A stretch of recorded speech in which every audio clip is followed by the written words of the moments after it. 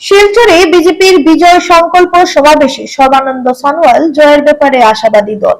আসন্ন বিধানসভা নির্বাচনকে সামনে রেখে একাধিক নির্বাচনী কর্মসূচি নিয়ে শিলচরে উপস্থিত হন কেন্দ্রীয় মন্ত্রী সর্বানন্দ সনোয়াল। শুক্রবার শিলচর বিধানসভা কেন্দ্রের বিজেপি প্রার্থী ডাক্তার রাজদীপ রায়ের সমর্থনে আয়োজিত বিজয় সংকল্প সমাবেশে যোগ দেন তিনি। এদিন সফরের শুরুতে বরখলা বিধানসভা কেন্দ্রে বিজেপি প্রার্থী কিশোর নাথের নির্বাচনী প্রচারে অংশগ্রহণ করেন সোনোয়াল।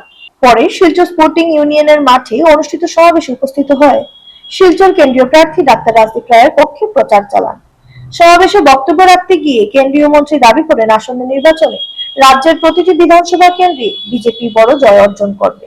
তিনি বলেন, বিজেপি সরকার জনগণের কল্যাণে একাধিক উন্নয়নমূলক কাজ করেছে এবং শিলচর আজ দেশের একটি উন্নত মানের শহর হিসেবে পরিচিত লাভ করেছে। সোনোয়াল আরো বলেন, বিজেপি সরকারের আমলে দেশের যোগাযোগ ব্যবস্থা ব্যাপক উন্নতি হয়েছে।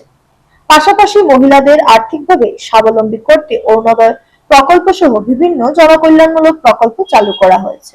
এ প্রসঙ্গে তিনি কংগ্রেস সরকারের সমালোচনা করে বলেন, পূর্ববর্তী কংগ্রেস আমলে শিলচর শহরে উল্লেখযোগ্য উন্নয়নমূলক কাজ হয়নি। বর্তমান বিজেপি সরকার সেই ঘাটতি পূরণ করেছে বলেও দাবি করেন তিনি।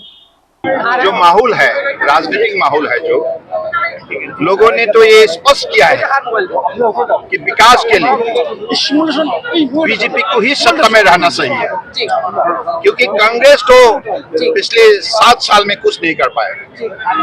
उनको जब भी जनता ने मौका दिया था कांग्रेस को शासन के लिए, उसी कालखंड में उन्होंने भ्रष्टाचार दुर्नीति से शामिल हो गए और जनता की दिल की आवाज को कभी सुन नहीं पाया। इसलिए उनकी कार्यकाल में वो विफल रहे, जनता को नाइंसाफी किया है। इसकी वजह से जनता ने अब तय किया है उनको सजा देना चाहिए। इसलिए कभी भी कांग्रेस सत्ता में नहीं आ पाएगा और विकास के लिए, शांति के लिए, समन्वय के लिए आज अगर कोई पार्टी निष्ठापूर्वक काम किया है, वो पार्टी है भारतीय जनता पार्टी। और हम आदरणीय प्रधानमंत्री नरेंद्र मोदी जी के नेतृत्व में पिछले 10 साल में असम सरकार और केंद्रीय सरकार मिलकर जो भी सफलता की इतिहास रचना की है, इसकी वजह से बराक, ब्रह्मपुत्र, पहाड़, भयाम हर प्रांत के लोग खुश हैं और नई पीढ़ियों को अपना सुनहरा एक जीवन बनाने के लिए फिर से माता पिता का ही निर्णय है, युवा बंधु का ही निर्णय है, सब लोगों का ही निर्णय है कि बीजेपी सत्ता में रहे।